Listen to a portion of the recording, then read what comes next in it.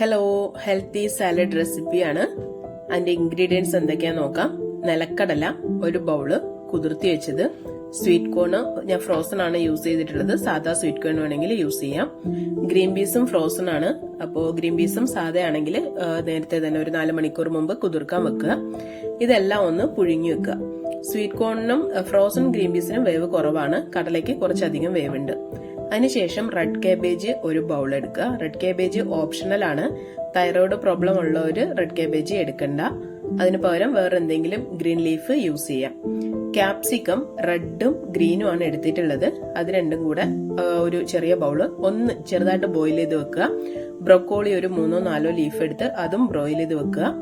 ഒരു ബൗള് സവാള, ഒരു ബൗള് തക്കാളി, മല്ലിച്ചപ്പും പുതിനയും കുറച്ച് വീതം അരിഞ്ഞിട്ട് ഒരു അര ബൗള്. ഇത് ഇത്രയും എടുത്തു കഴിഞ്ഞാൽ നമ്മൾ വേവിച്ച് വെച്ചിട്ടുള്ള എല്ലാ ഇൻഗ്രീഡിയൻസും ഒരുമിച്ച് മിക്സ് ചെയ്ത് വെക്കുക. അതുപോലെ അരിഞ്ഞു വെച്ചിട്ടുള്ള വെജിറ്റബിൾസും ഇതിന്റെ കൂടെ ആഡ് ചെയ്യാം. അതിന്റെ കൂടെ നമ്മൾ ഇനി എക്സ്ട്രാ ചേർക്കേണ്ടത് ഇന്ദുപ്പാണ് ഞാൻ ചേർത്തിട്ടുള്ളത്. ഉപ്പ് ആവശ്യത്തിന് ചേർക്കുക. കുറച്ച് ഒരു അര സ്പൂണ് നല്ല ജീരകം ചേർക്കുക. കുരുമുളക് പൊടി എരിവിന് ആവശ്യത്തിന് ചേർക്കുക. ഒറിഗാനോ നിങ്ങളുടെ കയ്യിൽ ഉണ്ടെങ്കിൽ അതും കൂടെ ചേർക്കാം.